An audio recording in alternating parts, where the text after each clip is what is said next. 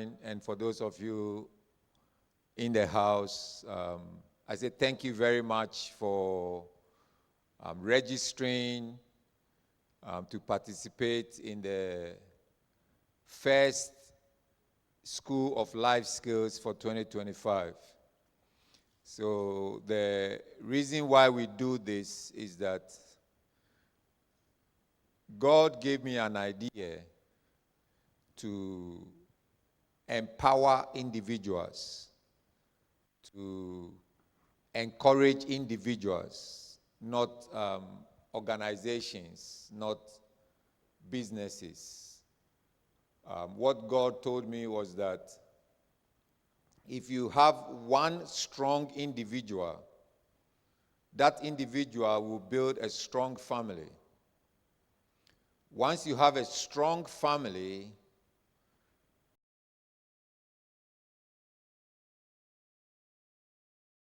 strong communities build a strong country.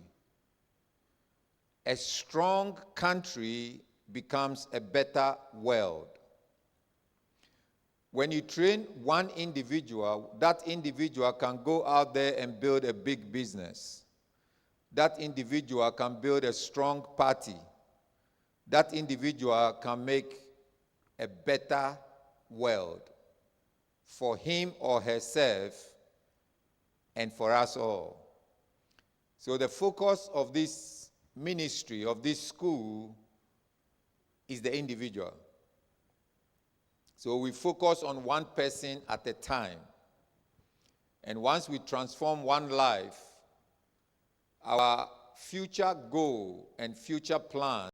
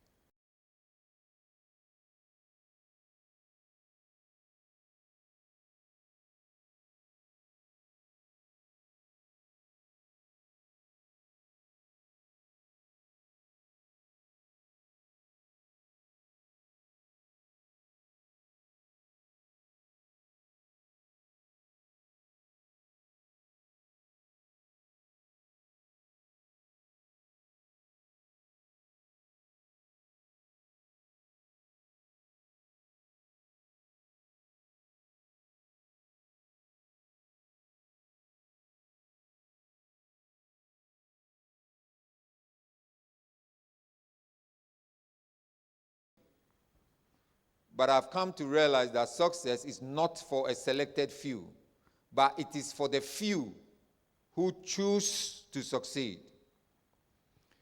So our speaker for tonight, he has selected himself and he has chosen himself to succeed. And throughout his life, he has learned some principles and applied the principles in various aspects of life, and he has become successful. So based on the things that he has learned and the things that he has practiced, he's written a book. So we're not going to talk about theories and teach you book knowledge, but we're going to talk about practical things that someone has used. And if you can pick some of them and apply them to your life, we want to say that you too can succeed. Does that make sense? So we are privileged this morning, depending on where you are, and this evening, for those of us in Australia, to welcome our speaker for tonight. Our speaker is a businessman by choice. He is the minister of the gospel by calling. And he's an author by instructions from God. So originally, he was born in Ghana, in Africa. He grew up in Italy, in Europe, but currently lives in Denmark, in Scandinavia. So with all his background and all experience, married to one wife, and blessed with 3 amazing children. So he's got a vast degree of experience. And he's here tonight. He flew all the way from Denmark, spent 1 day in Melbourne, 1 day in Perth, or 1 night in Perth, and here in Kalgoorlie today. So Reverend Dr. Akwasi Oppong Amoabeng,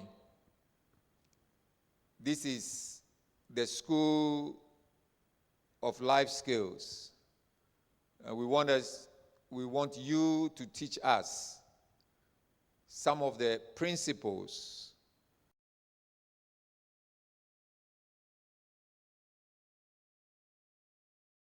to you. Thank you very much for the elaborate introduction. I am Oppong Amoabeng. Like he said, originally born in Ghana.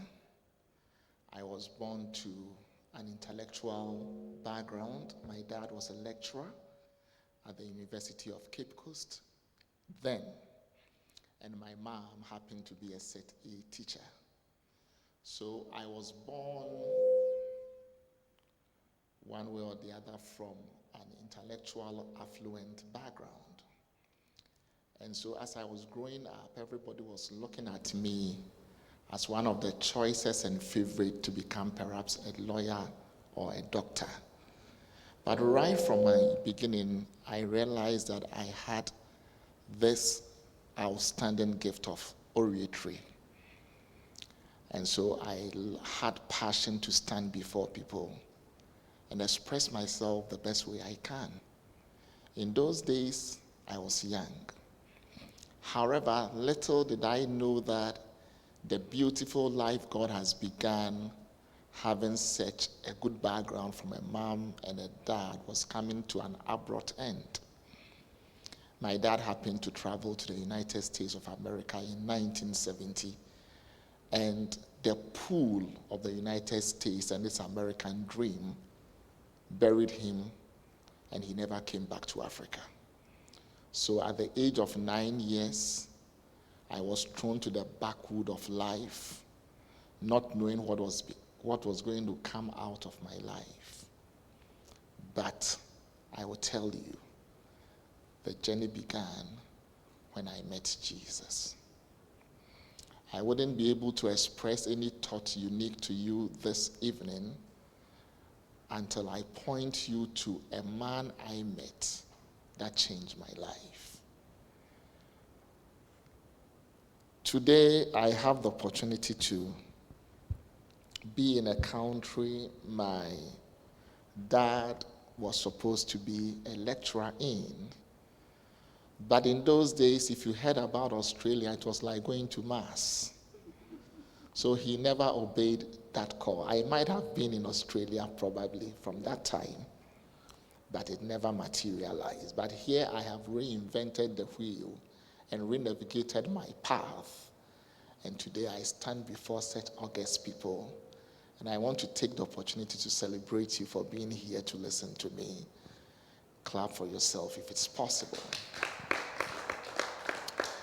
And as well, it takes somebody for you to be known. Had it not been my very good friend, Pastor Young. Sometimes names have power. I look at him and you might think he's just about 35 years old. But that is another kind of Methuselah. And we want to celebrate him and his lovely wife and beautiful children. I know none of them is here by now, but they may be listening to us wherever they are. We want to take time to celebrate all of them. Please, let's clap for them. All right. So what I'm going to try to do this evening is to just let you know that I began from Africa, and at the age of 27, I traveled to Europe in pursuit of greener pastures. Mine assignment wasn't to school. Mine assignment was to search for good life. But little did I know that it was a bait from the Lord to get me prepared for a life course that will take me to many nations. I've already made about 58 nations and still counting. And I have become so much of a demand, first to myself, to my family, and to the world. And I have seen God do mighty works through ordinary language of my tongue. I may not scream, I may not shout, but I believe that by the time we finish this particular session, something will be deposited inside you, and it will be a seed that will give you a cataclysmic change of life. In fact, I'm going to sow a seed like tsunami. It will start from your inside and blast you like dynamite and make you impactful in this world we live in. It is believed that there are about 8 billion people on earth. And to my personal amazement, I don't even know 10,000 of these 8 billion people.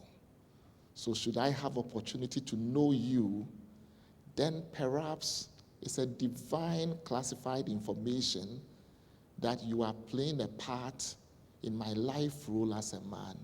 Likewise, I playing a part in your life. And so we shouldn't take for granted this particular meeting is a meeting that is preparing us for destiny and for the future. Some of you will pick up the mic and be speaking to hundreds of thousands of people, maybe one day in the future, very soon. And so, Apostle Young, as I call him, have been a distance friend on WhatsApp for over 4 years. For some reason, I have already presumed him in my eyes mind that he is living in South Africa. How do you presumptuously go ahead of information when you've not investigated? But whilst I was in the United States of America, in Manhattan, precisely, on top of the Ghana Embassy guest house, having my own time, because God has connected me to several people on earth, including ambassadors, diplomats. And when I travel anywhere, I get the opportunity to enjoy that privilege. In fact, I have one right now. I am told I'm meeting the consular for Australia, I think in Melbourne or so. So that is how influence can make you influential. Then I heard, it is about time you go to Australia. It's Australia? How am I going to Australia? So I just called one friend of mine who is also a minister. And I said to him, I sense I've got to be in Australia next year. He said, oh, Pastor Young is there. I said, really? I thought he was in South Africa. I enjoy his write-ups.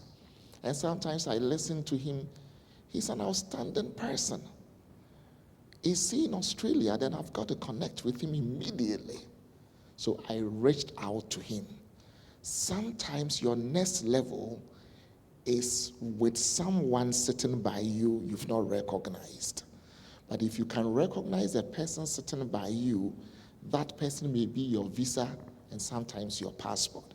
And if I were you, I would just look at that person sitting by me and say, you look better than the last time I saw you. And no matter what you're going through, somebody is wishing to be like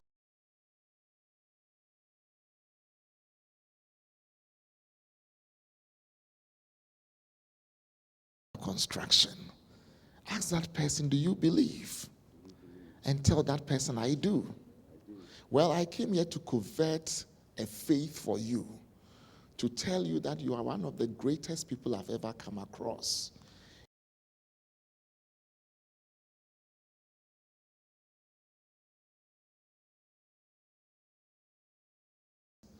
Then what God intends to do in your life have already started. You are exactly 50% successful in this journey. And so then it permits me to begin my presentation. Everything I'm going to say will be found in this book, The Pillars of Success, Foundations for Lasting Achievement and Success. God bless you. So what I'm trying to do is to let you know what success is. Okay, so here I write that success is the achievement of a desired goal or fulfilling a purpose.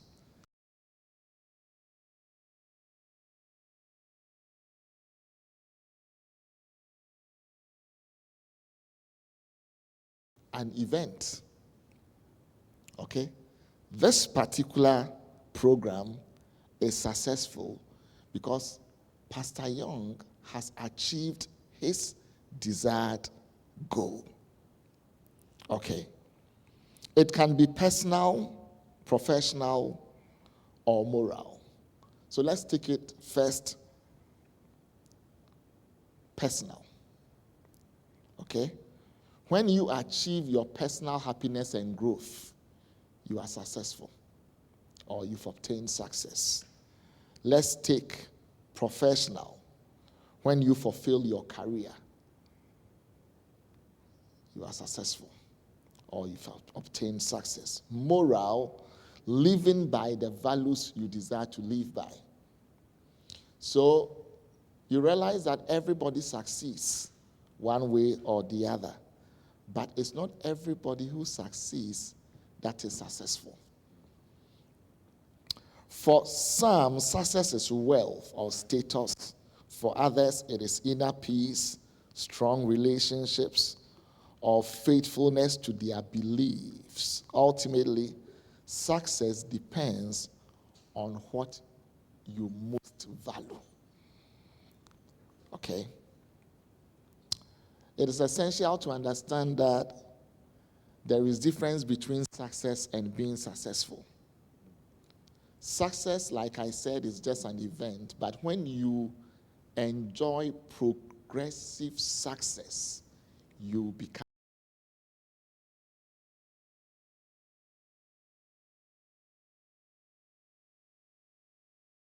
successful. Can I repeat my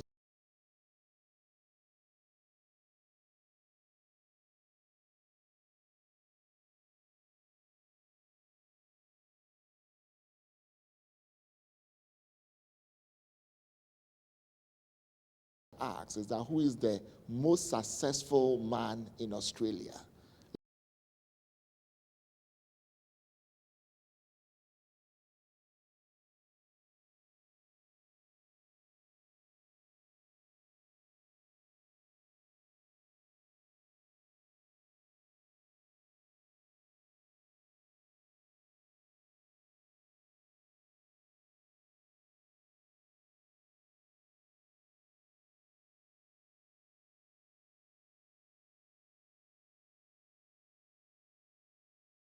Thinking cap and dissect myself with her thoughts, I can learn certain principles of success, and that will help to make me successful.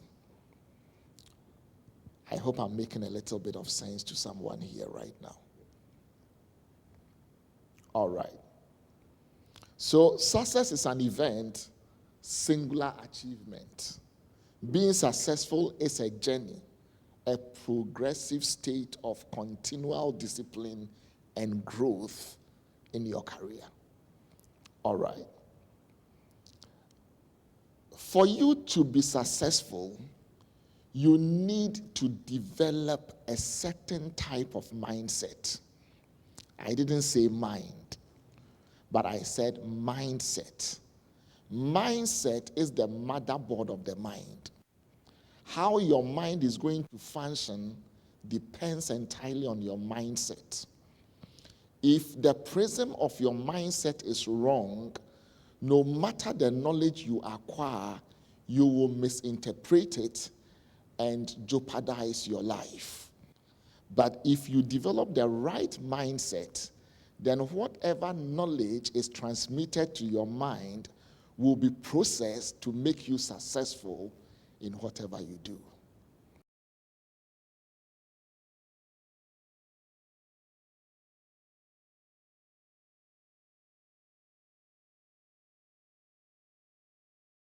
Was to travel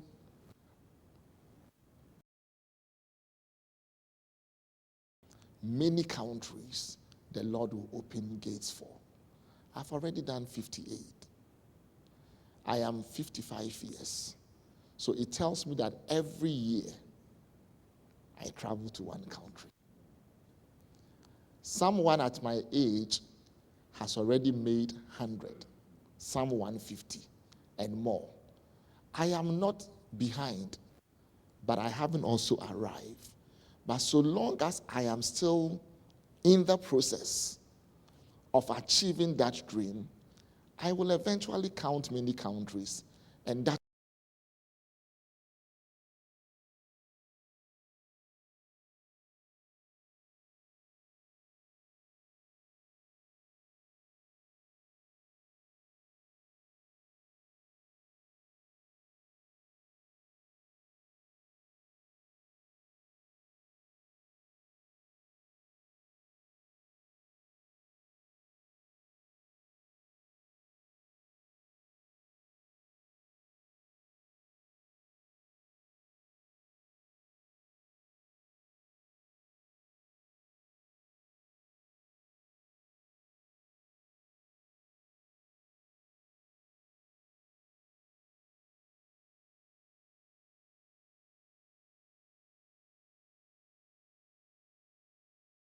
2 failure. But if it is correct and right, you repeat it into success. Anything you practice 10,000 times will make you an expert. So if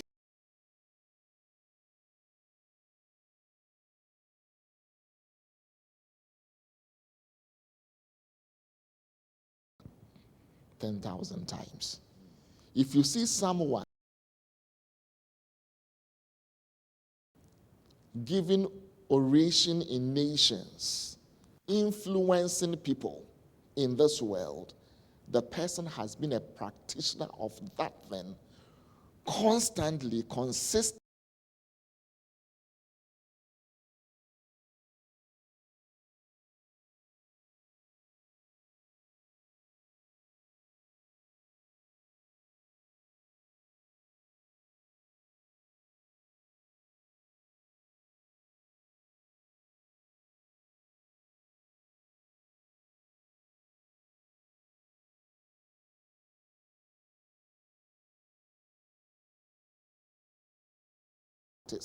When do you practice? Where do you practice? And with whom do you practice with? I'll get to that.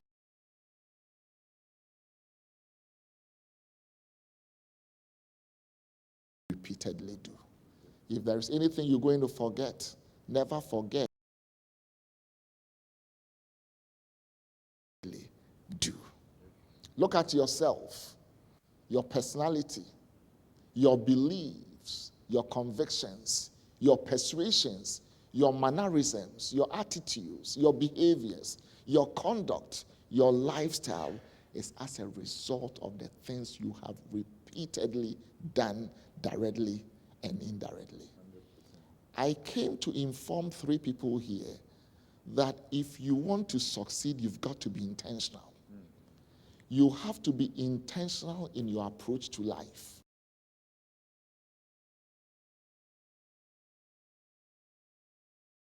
Everything I was doing for 7 years to learn how to write. And I write very convincingly. When you read my book, you understand me. You may think I'm a poet. You may think I'm a philosopher. You may think I'm an inspirer. I am a motivator. You may think I'm a pastor.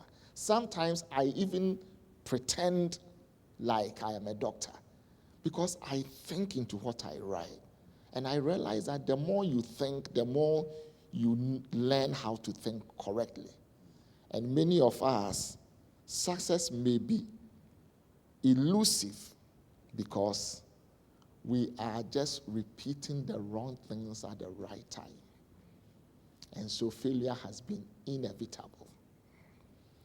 Seneca, the Stoic philosopher, wisely said, "Success is not about the accumulation of wealth or titles, but about the cultivation of virtue and wisdom."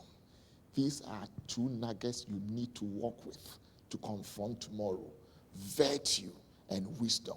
Virtue is integrity. Wisdom is the right application of the knowledge you've possessed. Many of us have a lot of knowledge, but we don't apply them rightly. And because we don't, we fail. But you are going to succeed from now because you're receiving the power of virtue and the power of wisdom in your pursuit. Sometimes we tend to ask questions like, why are some people very, very successful and others tragic failures? I think I have the answer to that question, and I will try to answer it. This is the point. Often you think that somebody is better than you. That is why you are failing. Other times you think someone has been blessed more than you. That is why you are failing. You have excuses because you are playing the blame game. But I came to inform you that God is not partial in his distribution of gifts. There is what we call the universal gift of life. And God has given each and every one who cries on this earth with a baby's cry. It never sounds like mine because mine is like a frog. But theirs is like a parrot. Right? So there's the 7 universal gift God has given each and every one. And you have no right whatsoever to fail. God has given you life, and so has he given me one. You have time, don't you? You've got opportunities, chance. You have gifts, talent, or potential. You've got knowledge of life. You definitely have the grace of God working for you, and of course,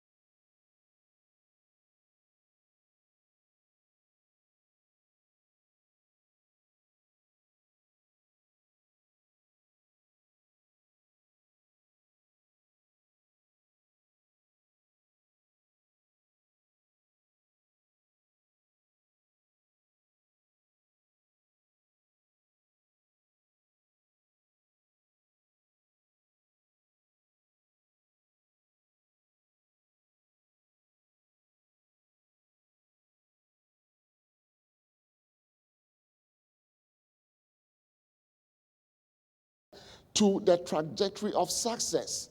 You may be called poor and defined poor today, but you can change paradigm and become one of the richest on earth one day. If only you will appreciate the life God has given you. That life is the most valuable asset you have. And if you don't treat it well, it becomes a liability. Many people are treating life anyway, anyhow, and life has been a liability they want to give up too soon. There are people who commit suicide, not because they want to die, but they've given up on life. I pray that you receive a nugget of wisdom this day, that God has given you something unique. It's called life, and you've got it. And if you have it, thank God for life. The reason why I am seated, you are seated, and I'm standing here is because we have time. God has given all of us equal time. There is nobody with 25 hours. We all have 24 hours in a day. Though your time zone may change, but you will have 24 hours. And you will have 7 days in a week. You will end up with 31 days if the month is so, or 28 days. Yet we will all end with 365 days in a year. There is nobody who is given 2 years in a year. We all have life. We all have time. But the point is, what you do with your time will determine who you become in life. Opportunities. Once time is moving, it fleets along with opportunities. Opportunity is the cousin of time. They go together. Anywhere you see time, opportunity is there. In fact, if I had more time, I would have defined that when we talk about time, it's made up of threefold: the past, the present, the future. The past is memorial. The present is contemplative. The future is imaginative. Whatever time you have is your now. So what you are doing now will determine what you become tomorrow. If you use a time to play, you will be playerful in the future. If you use a time to pray, you will be prayerful in the future. If you use the time to think, you'll be thankful in the future. If you use the time to thank, you will be thankful in the future. If you use the time to worship, you will be worshipful in the future. What are you doing? What you are doing today will determine who you become tomorrow. If I'm making sense to you, you can appreciate it. Amen.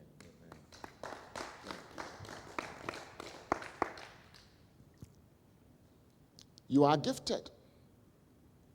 I read a book by Bernard Carson, Gifted Hands. He is gifted in his mind, and with application of his hands, he's become one of the greatest surgeons on earth. But each and everyone is gifted some way, somehow in life. You may be gifted in how you think, maybe in calculation, but somebody may be gifted with the hand. Kobe Bryant, late, through the hand, became one of the successful before he died. Abedi Pele from Ghana, through the leg. Right? So everyone is gifted. And these days, it is very easy to discover your gift because there are several activities on earth you can do to know what you can do well. By the way, if you want to identify the gift in you, start going on errand much as you can, because your future success is always connected to the instruction you obey. Joseph became the prime minister of Egypt because his dad sent him. David became the king of Israel because his dad sent him. Who is sending you? When you are sent, you get angry. You've become an oasis of yourself. You are selfish, self-conceited, and you don't think about anyone. There is no one ahead of you showing you the way. You do everything by yourself. You may fail because the journey is rough and the destinations are jungles with beasts in them. I'll get there soon. The promises of God and the graces of God are for all. There is nobody who says, I am a benefactor of God's grace more than a benefactor of God's grace more than any other human being. All of us have the grace of God, so all the promises of God. So this is the foundation I want you to live your life on. But I'm here to share with you basic pillars that changed my life. From the backwoods of Africa, they even never thought I could get educated, because when I was leaving Ghana, I left at the age of 27, having completed sixth form, and nobody could even think that I could go to school. Let me share one of the terrible experiences I had. At the age of 4, I had a terrible accident, domestic accident. And I broke my head by the back. And my brains issued out.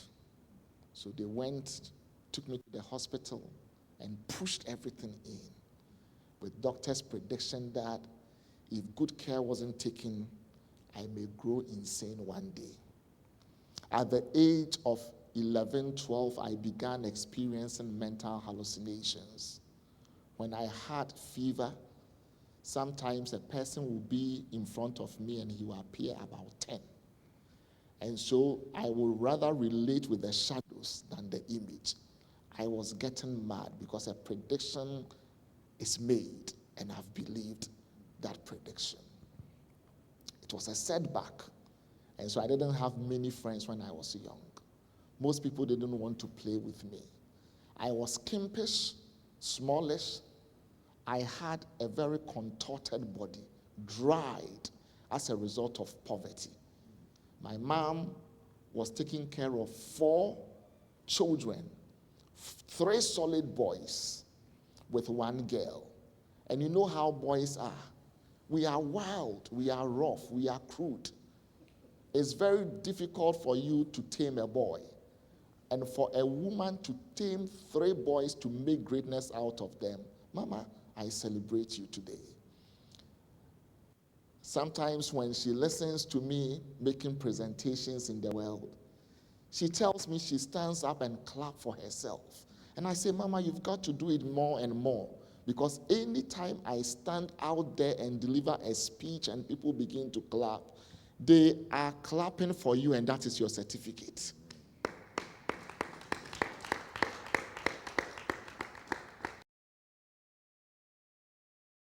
You must discover the pathway to success. Number 1, you must discover the pathway to success. The former Prime Minister of Italy, Silvio Berlusconi, once said, you must find the way. You must find the way. Can we repeat it? You must find the way. Life is a pathway, and not every way leads to success. If you don't know the way, every way may seem right. It is crucial to search for and walk on the true pathway of success or to success. Right? Success is a pathway, please, not a destination. If you know the way, you can easily be if you know the way, you can easily be misled. It's essential to find the direct direction you must go in this life. Pathway. I am told she wants to be a medical doctor. It's a pathway, isn't it? If you want to be a footballer, it's a pathway. It's a pathway. Number 1, I wanted to be a writer. I wanted to be a speaker. I wanted to be a traveler. I wanted to be considered a knowledgeable person. And I wanted to have a lot of money. It's a pathway I chose. And so because of this pathway, it helped me to do certain things the way I do them. If you don't choose a strada, as the Italian will say, pathway, you will be loitering about on many pathways which does not belong to you. Now, why is she not working with carpenters? Because carpenters will teach her how to chisel.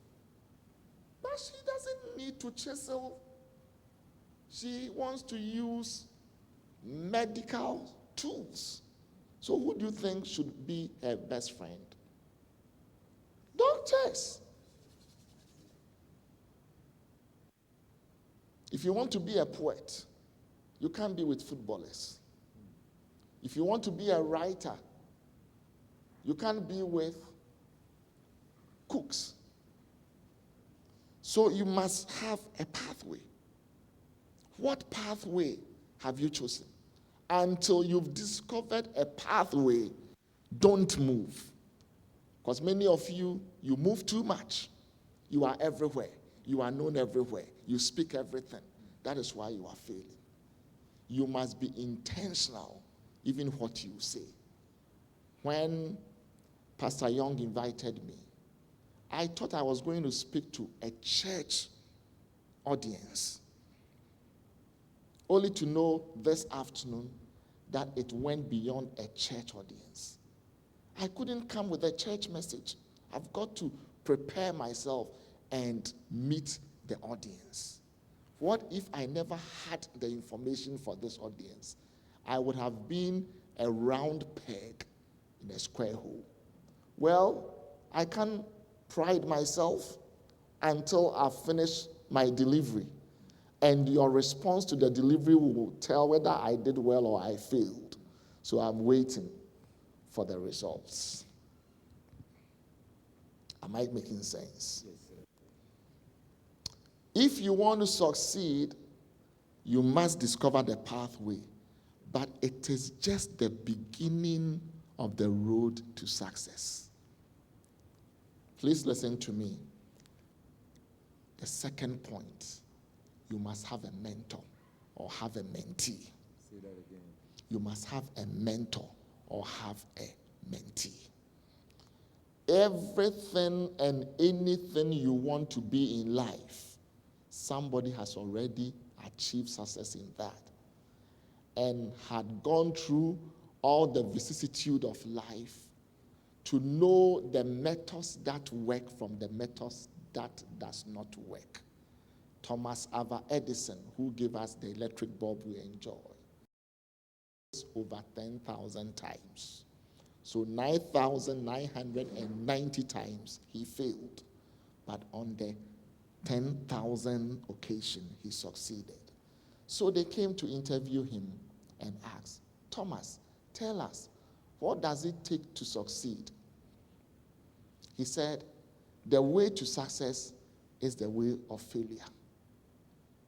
Until you failed repeatedly, your success will not be genuine. And the more you fail on the path of success, the more you learn the ways that does not work to success.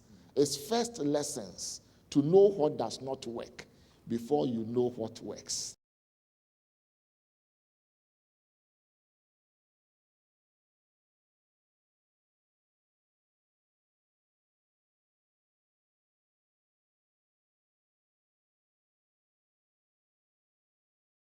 Engage you, because I have failed many times trying to engage people, and I got to know that if you want to engage people, it's not screaming and shouting, but it's giving them the tablet of knowledge, and they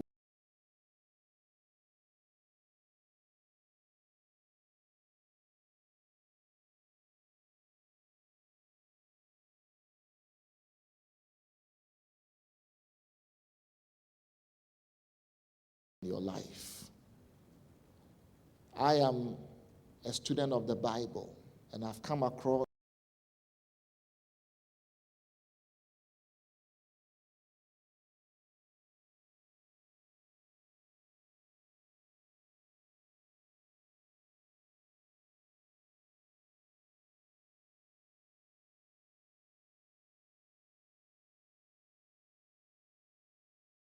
but we are partitioned into 3 phases.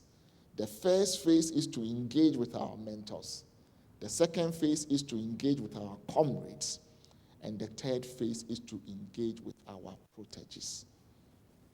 If you don't have a mentor, you cannot learn lessons of life to share with your comrades and impact those who are behind you. Posterity is waiting for what you will teach them. And so this is a very important skill you need to have. Who do you have as a mentor? Failure is inevitable without an uncommon mentee. Mentorship shapes people to a successful end.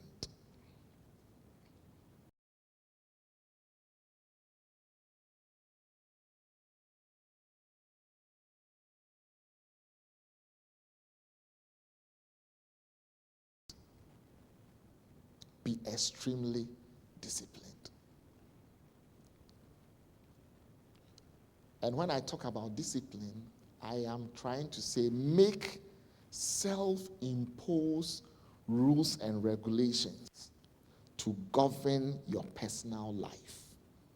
I'll repeat it again. Make self-imposed rules and regulations to govern your life. I know you are a free moral entity with your guiding conscience, independent will,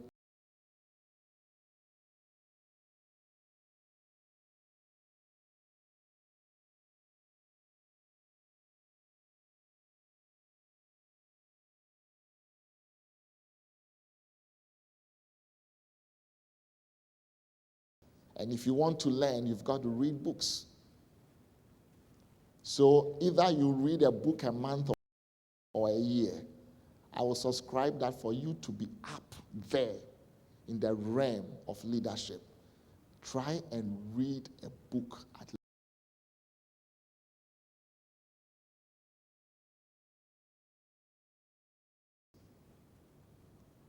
I flew in Tuesday. I started the journey on Monday. Tuesday I was here. Moment I heard about this woman, I went to the internet, got her book, and read. If I meet her, I'm going to speak with her in her own language because I've read her. What if you don't read him or her? Many times you want to meet people, but you don't have what it takes to attract them. Everybody is attracted by his knowledge. What I say, I'll fall in love with you. Right? So read one book every month if you can. Learn a new word every day to expand.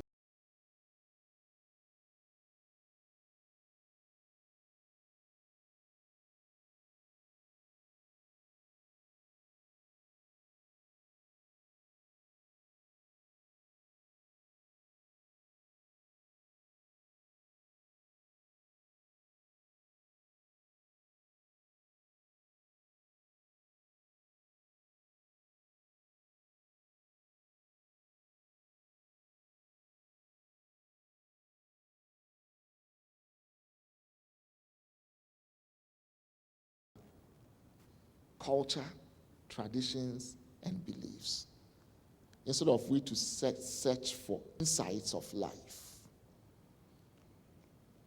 Discipline then is the cornerstone of success. It isn't enough to act sporadically or haphazardly.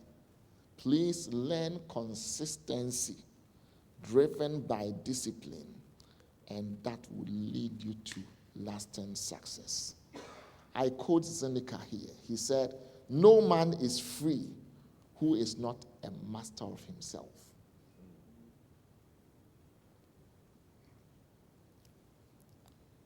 Let me give you the 4th pillar. Be effective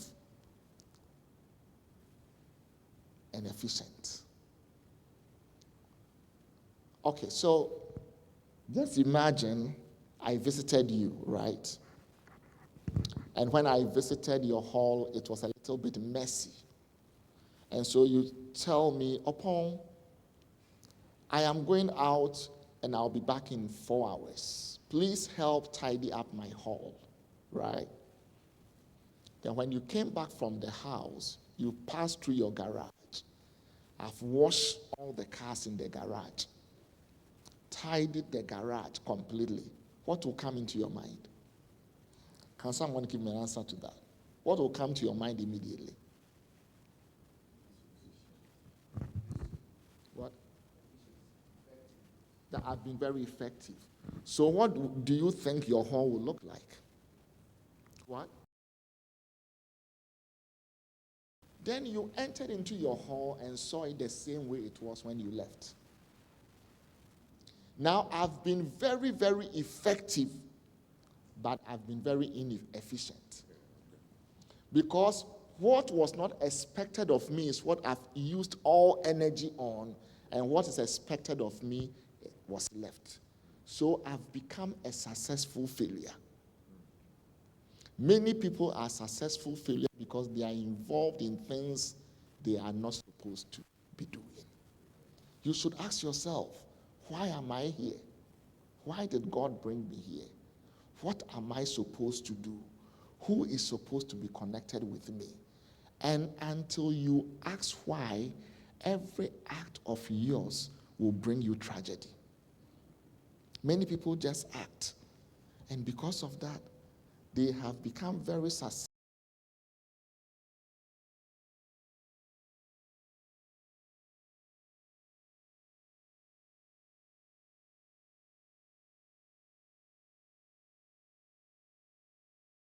Are supposed to be what they are. Ask yourself, am I being effective and efficient in the application of my life and time? Zeneca said, it is not that we have a, but that we waste a lot of time. Methuselah lived 996 and died. Joseph lived 100 years, yet very impactful. If I should tell you the history of Joseph, I will encourage anyone to get one of my books, this one. Fruitful Despite Affliction. I've highlighted on the story of Joseph.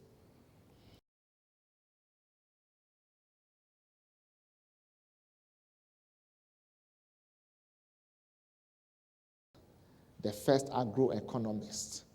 He became the second in command in Egypt, built a city within a nation, and could raise 72 people from 72 to 2 million.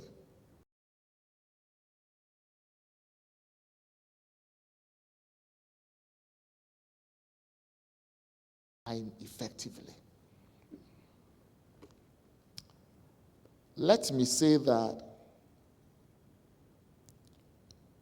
if you want to end up as a success story, I will give you the last key.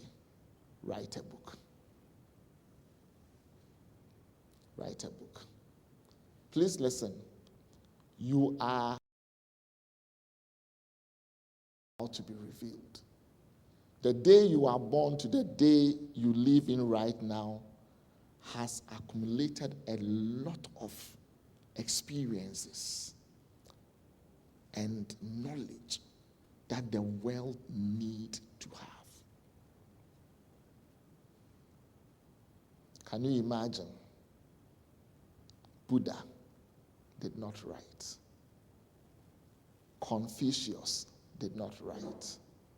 Muhammad did not write. Moses did not write. Where would be the world's religions? And let's talk about modern time. If Shakespeare did not write, would you have heard about things fall apart? Would you have heard about Julius Caesar? Would you have known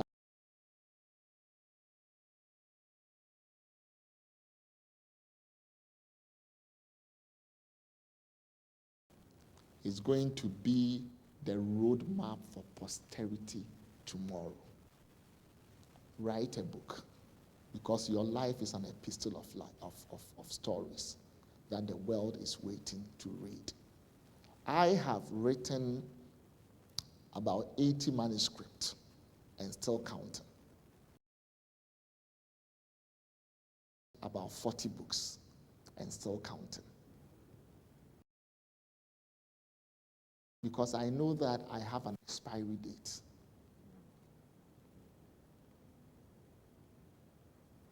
Please look at me.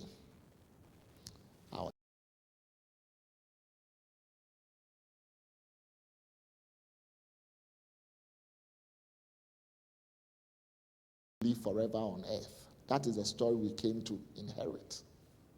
Nobody was going to die.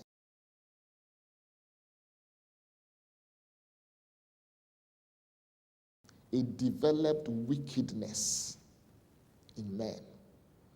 And let me tell you, the punishment for sin is the shortening of life.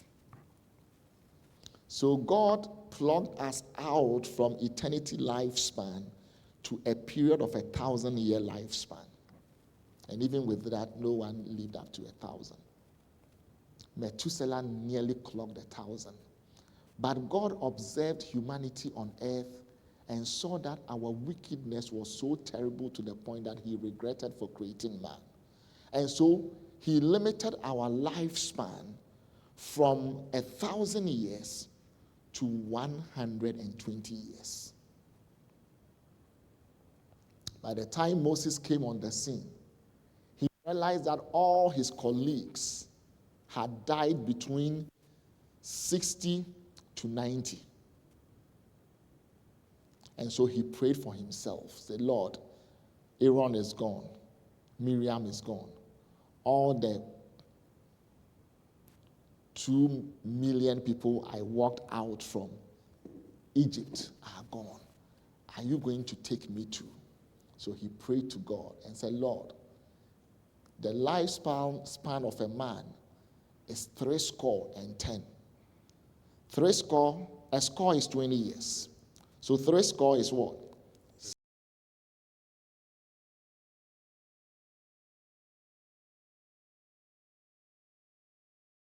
80. So now the lifespan we are living in is between 70 to 90. You can please look at me. Look at me carefully. I want to end. I don't know how old you are. I am 55 years old. Can I help you? With 55 years old, 70 years calculated in days is 25,500 and I think 50 days. Are you here with me? If I deduct 55 from 70, how many years more? 15. If you put 15 years into days, it will offer you about 5,000 plus days more, and you'll be 70. Are you thinking? Think about it. So if anyone here is 55, you just have about 5,000 days if we are going to go by the reason of the scriptures, right? Please look at me again. I haven't finished. I want everyone to look at me. If you are not seeing me, just make sure you see me. If you are sleeping 8 hours a day, you eat 3 square meals a day, you have already spent about 2,800 days eating and sleeping. So your real time of application is less than 3,000 days. You can't afford to joke and waste time. From this time onwards, you have to be absolutely intentional, organized, applicable, and make sure that you become impactful. Because it isn't everybody who will live up to 80. It isn't everybody who will live up to 90. Some people live in a day. I've written a book, When I Think I Will Die. I wrote my list basket of all the things I want to achieve, 100 in number. I've spoken about the cemetery. I've spoken about the grave. I've spoken about life after death. I've spoken about the mortuary. I've spoken about anything that is related to death. And it is my own life story when I think I will die. When I think I will die, I don't have time to waste. I can't afford to mess up my destiny because I'm not going to stay here forever. One day it will be said, Oppong Amoabeng, he lived from 1970 to that end, and that will be gone. And I cannot change it. So once I'm alive, I am using all my energy, my strength, my knowledge, my ability in discipline and with intentional approach to influence you to influence somebody. Because one person you influence can change this world forever. May God bless you.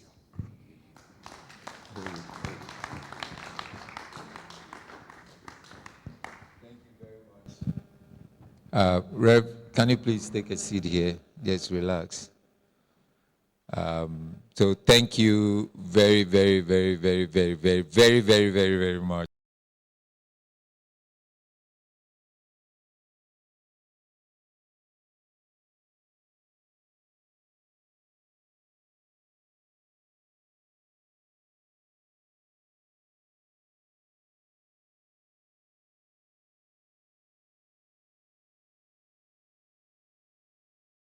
Another person. Okay, so go read it, learn it, know it, and practice it so that when you are sharing, you can share with confidence like he just did. For the next few minutes, we'll ask questions. Okay. So if you have any question, and he's been standing for like 1 hour. So if you want to ask a question, you stand up nicely and gently because you've been sitting for the last 1 hour or so. And then I'll bring the microphone to you, and we will try and answer your question. So please stand, ask any question, because he's got a lot of experience. He used to be a businessman in pharmaceuticals, very successful in Ghana before he went to Europe. Okay, when he left Ghana, he was not a university graduate, but now he has a PhD. So if you want to be academic, he's there. If you want to be business, he's there. If you want to be family, he's there. Anything you want to talk about in success, he's got something to share with you. So we will sit around, and I'll try if I can chip in. Because we are in the mining community, and a lot of you are miners. I also have a mining background, and I'm happy to share some of the things I've learned in the last 25 years. So question time. Thank you very much. Linda, gently stand up and they'll bring you the microphone.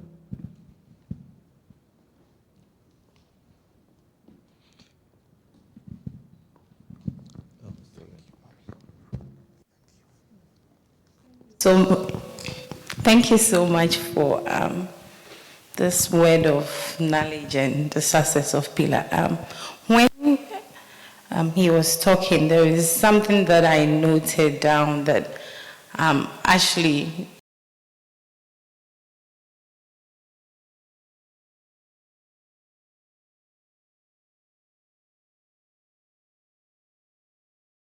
a bit to me, or probably if somebody is also interested.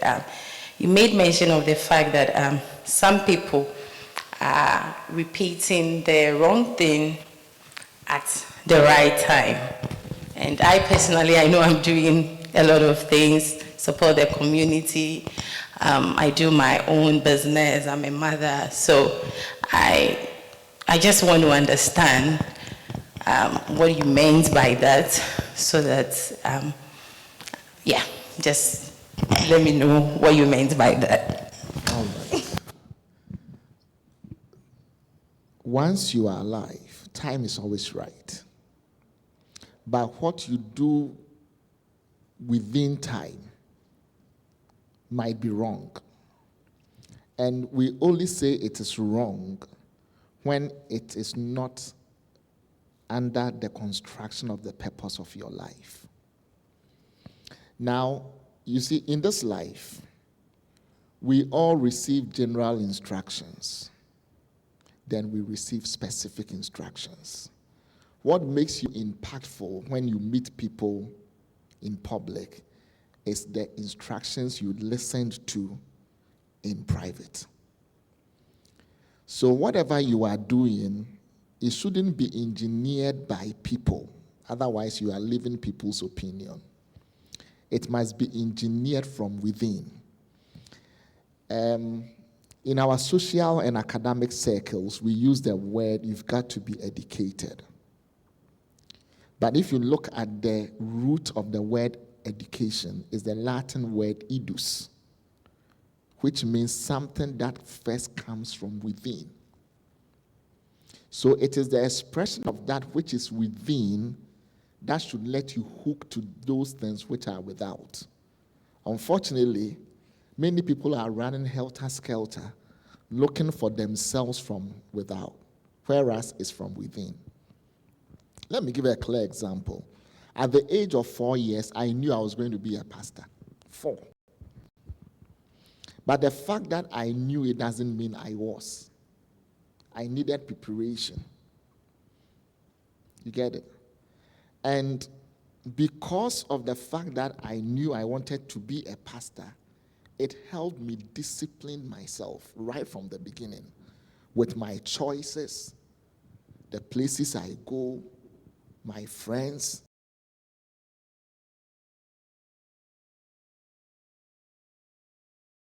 Which has really helped me. Let me give a clear example. When I came abroad, I didn't Australia or Canada, America, or England. I went to France and Italy. In those days, they were not speaking English. And I was from Ghana. So my knowledge base at that time was based on the experiences I've had. Secondary school, O-level, A-level, then Okanshi. Okanshi is a marketplace, and you know how market people behave. So that was my accentuations and definitions. But because I had a dream that I wanted to be an influencer, I changed my lifestyle. And I didn't look from without, I looked from within. So when I went to the library to learn, I knew books to read. When I met people and I started to communicate, if you were not within the framework of my jurisdiction, it was. I never wasted time, and I still don't. So what I mean by you can do the wrong thing at the right time is doing what you are not supposed to do. Now, what you're supposed to do when it comes to destiny is given you. You didn't come here to try it. You came with it. So you discover it. And when you discover it, you stay within the parameters. Let me give an example. Why do you think that the fish will never jump out of water? Because it knows it will suffocate when it does that. Why do you think that trees don't uproot themselves? And when even they are uprooted by nature, they find themselves in the soil, because without the soil, they will wither. So as you are seated, you are destined to be rooted and grounded elsewhere. You must know. And when you discover where you're supposed to be rooted and grounded, stay there like the palm tree. That is what I meant. I hope I've answered the question. Yeah, the little I'll add to that is, you see, we have the right to do everything. You can do anything. Don't let anybody restrict you. But not everything is profitable. Does that make sense? Yeah, so if you are doing something that is not profitable for you now or tomorrow, then you're doing the wrong thing at the right time, because it said that every time is right. So morning is right, afternoon is right, evening is right. Every time is right. But it depends on what you are doing in the time. And I want to add that what you do while you are awake is the most important thing. In his speech, he also mentioned that what you repeatedly do, you become. So if you repeatedly drive a truck, you become a truck driver. Nobody says anything. If you repeatedly teach, you become a teacher. Okay, so to determine whether you are doing right or wrong is for you to determine who you want to become, not who you are or who you were. So once you determine who you want to become, you want to repeatedly do something every day you are awake towards who you want to become. If you can repeatedly do 10,000 times, what he says is that you become. I will add that if you can do it 10,000 hours of that thing, you will become. What makes 10,000 hours? 8 hours a day, 5 days a week, 5 years straight. Let me repeat. 8 hours a day, 5 days a week, 5 years straight. So know where your time is going while you are awake. Because everybody will sleep. But when you wake up, where does your time go? What is your time doing? And everything you repeatedly do, you will become. So don't worry so much about who you are today or what you are doing today or what you did in the past or who you are in the past. Always our focus must be on who we are becoming. And based on who you want to become, you do something towards that every day. Does that make sense? Linda, does that help you? So from tomorrow, you know what to do that is right for the time. So everybody is calling your attention. Everything is calling your attention. But you don't have to do everything. You don't have to satisfy everybody. Decide who you want to become and do something regarding that every day. So when he was speaking, he said she wants to become a doctor. 5 years straight, she's learning every day something towards becoming a doctor. That's it. 5 years straight, that's it. Everything will be done. If you don't have 8 hours a day, maybe do 4 hours. That will take you 10 years. It's the same thing. You will get it. Does that make sense? Yeah. Yeah, if you don't have the 4 hours, okay, do 2 hours. But it's going to take you A longer period. longer period, that's all. Can I say something very important about this idea of being in the right time, but maybe doing the wrong thing? You see, we are all naturally gifted. Like I said, everyone here is endowed. God put those gifts in you so that you will be relevant in life. If you consult scriptures, the Bible said, your gift will make way for you and bring you before great people. So the world celebrates you by your giftedness. You have to be gifted, and you have to be gifted-minded. Many people are gifted, but they are not gifted-minded. Gifted-mindedness has got to do with doing things to manage your gift and bring it to the limelight. I realized that I could speak convincingly, but I wasn't an expert speaker. Right? Everybody speaks, right? Some people speak, you get annoyed. Have you asked yourself why? Because they speak haphazardly. But if you want to make impact, you have to speak intentionally. So the difference between the one who speaks haphazard and the one who speaks intentional is that the one who is intentional has discovered that he is gifted in speaking. So you will listen to John Maxwell, right? That's the uniqueness of it. So whatever you want to become, for me, I would want you to drive your life along the giftedness you already possess. Seek knowledge about that gift and apply the opportunities that come in time, and your life will be successful.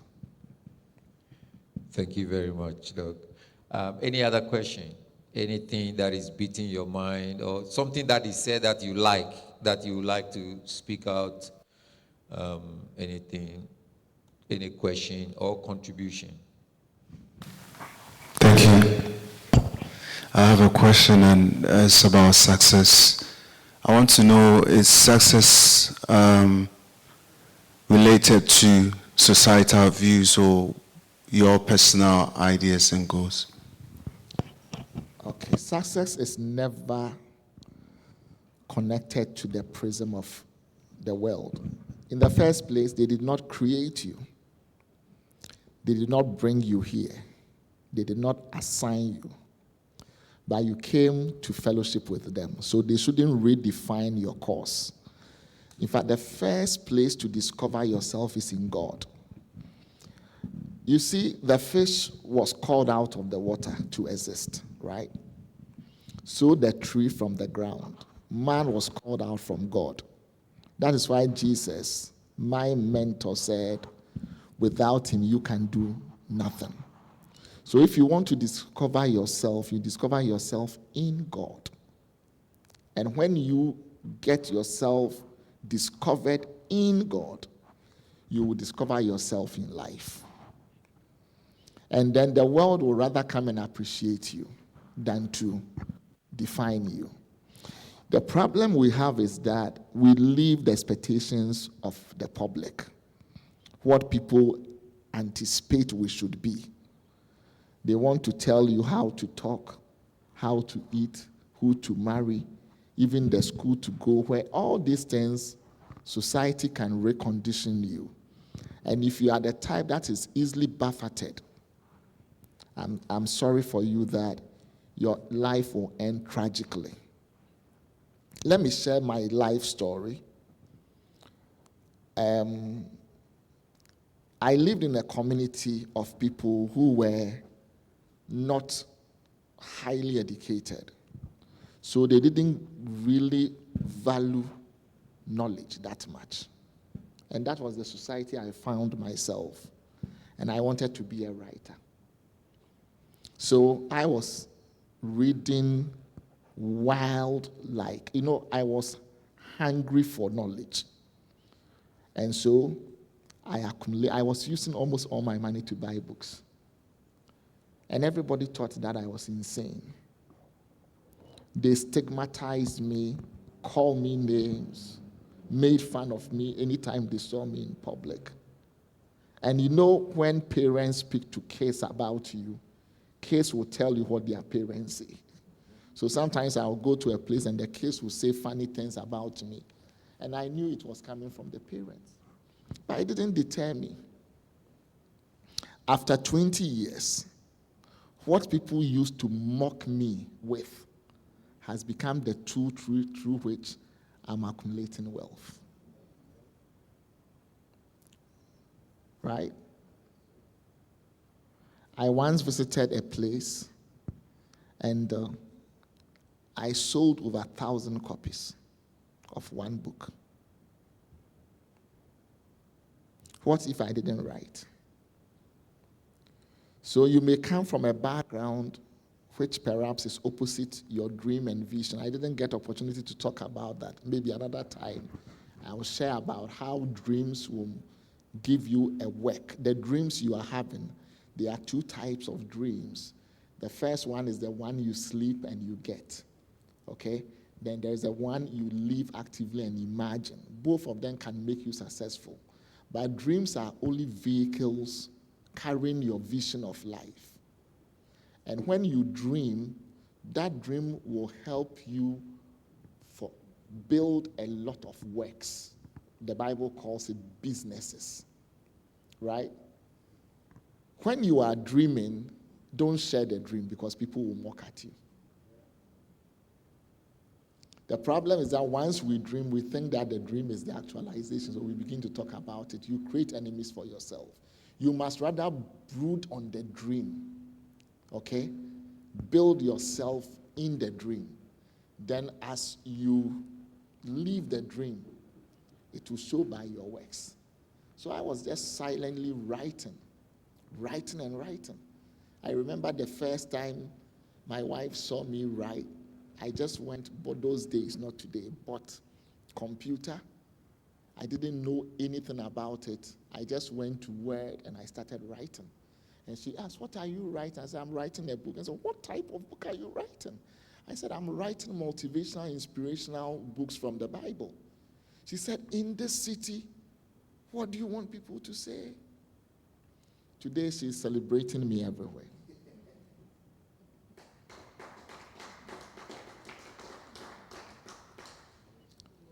I've met with ambassadors. I've met with business people. I've met with presidents. I've met with the ordinary. But if I had not fulfilled my dream of becoming a writer, I don't think some of the people I've met, I don't even think I would have met this great man. You get it? So stick to what you believe about yourself and become you. The world will come and celebrate you one day. Another question from Gideon. He's saying that how do you ensure consistent success without being complacent? Oh, complacency is a great distraction. You see, what is going to impede you is not what you failed in, but what you succeeded at.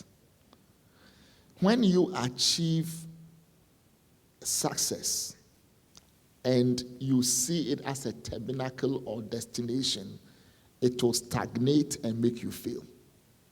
Success is progressive, right? So let's say, what's your name? Student, yeah. No, you can talk. I didn't hear you. Akwasi. Okay. She's in the medical school. 4th year, right? She's going to complete next year. Then next year she gets her certificate. And she says, I am a doctor. Finish. She will fail from there. In fact, after the certificate, is going to enhance her to manifest that she's a testimonial of medical education. So the school is just a success, but she's not successful in medicine. You get it? Yeah, pastor has started. This event, after we finish, he's obtained success, but he's not yet successful. The day he becomes successful, maybe we'll have about 500 people or 1,000 people coming for this conference. But it will depend on his continuity. So success is fleeting. Progressive success makes you successful. So achieve success. The problem is, you succeed today, you fail tomorrow. Then you give up on your success. You have to Keep on succeeding more than you fail. And that will make you successful. There are books I wrote, they never got published. They never even became a manuscript. Okay? There are places I went. I remember my first time I was invited as a public speaker to preach in a school. I couldn't pronounce Corinthians. So I said Corinthians. And it was a student body. Everybody started laughing. Do you know it could deter me from doing public speaking? But rather I went, consulted the dictionary and learned how to pronounce it and mastered it. And if I had stopped, I wouldn't be here. You get it? So you've got to be intentional. That's a word I keep on saying. Be intentional in your approach if you want to succeed. You shouldn't give up because the best is yet to come. So every platform you stand on is a training grounds. You've got to be military minded. Eat everything in order to survive. Okay. I had opportunity to talk to the lady, this beautiful lady. What's your name? Linda. And she shared some of her dreams, and I was trying to dilate. Now, if I were her, okay, I would pick 3 mentors. When I wanted to be a good writer, I picked Miles Morrow, Dr. Minso Tabel, and I picked Tommy Turner. Okay? And I started reading them like a hungry lion. Now, I had a mentality of a king. Kings reign and rule. So I wanted to be a king in my domain. So I needed people to coach me. I went to this school of digest in America, how to learn how to write. Initially, I thought that writing was all about grammar.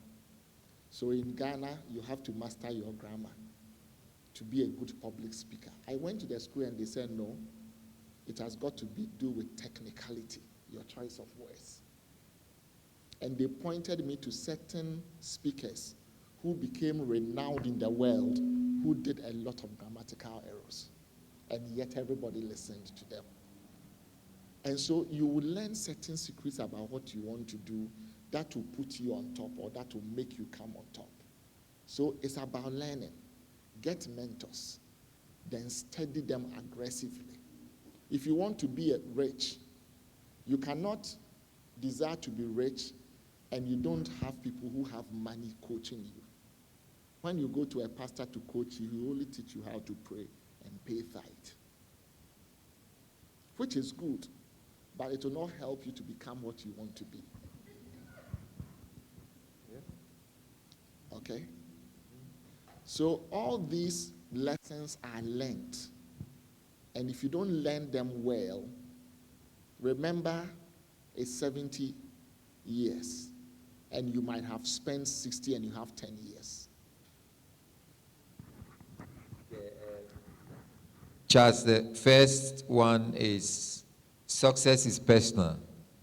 Okay, so don't let society decide for you whether you are successful or not. Success is a personal, emotional decision. So you decide that I want to succeed. And then you set the target. Where do I want to succeed? And then you go chase it until you succeed. But if you succeed and you stay there, you will fail. Okay? So as soon as you succeed, as soon as you hit success, what you want to do is that start looking for other people to help them also succeed.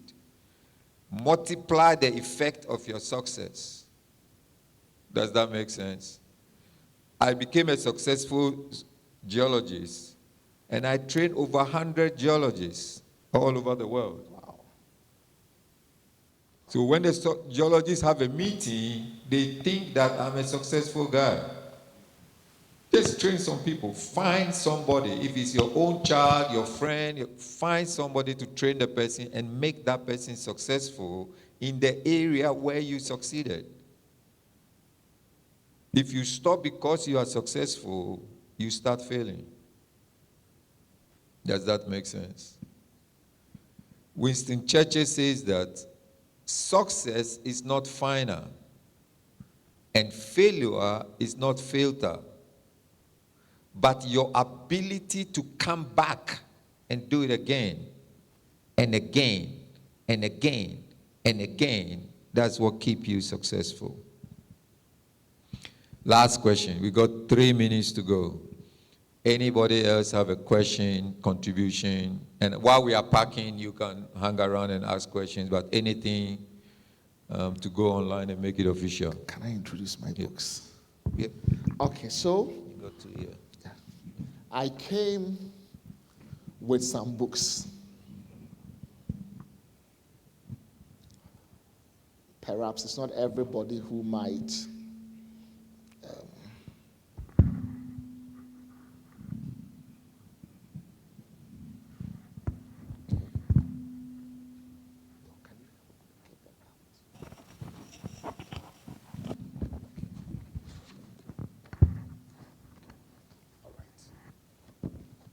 so I have the Timeless Pillars of Success. I spoke from this book. Fruitful Despite Affliction. You need to learn about this because some of us, we go through hardship and we think that we are cursed and it's our sins. And go and learn about a man who had aggressive affliction, and yet he succeeded beyond description. Joseph. The incredible power in the blood of Jesus Christ. I don't have time to talk about this, but if I'm preaching about this, there is no way you will not give your life to Jesus. Because without the blood of Christ, you can't be sanctified. Empowered by the Holy Spirit. I believe everything we are doing without the Holy Spirit, you will fail. The prayer atom. Jesus taught us how to pray. And he brought the Holy Spirit to teach us what we should pray for as we ought. It's a collection of 1,350 prayer points with biblical declarations. Everybody must pray this prayer before you depart from the earth.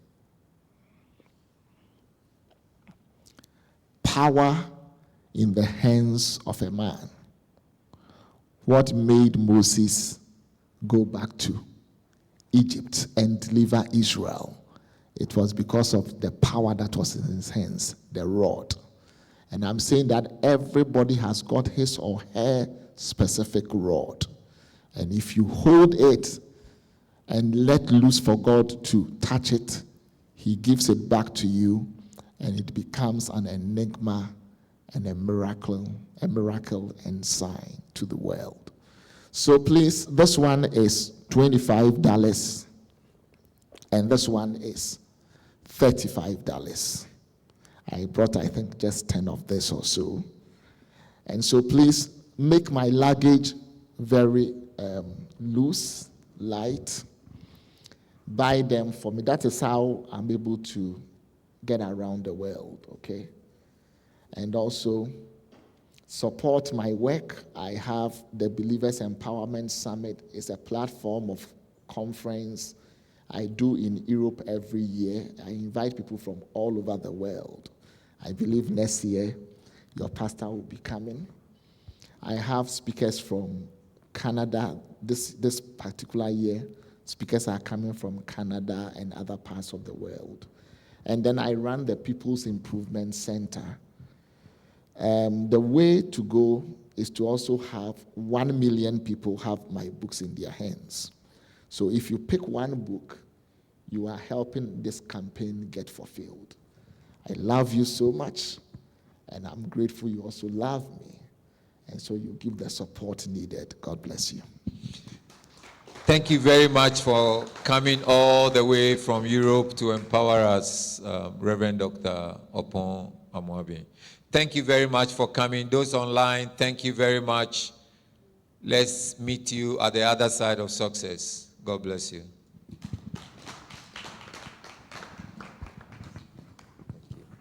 The books will be outside, so have a look, and if you find anyone that attracts you, please purchase. Good night, everyone.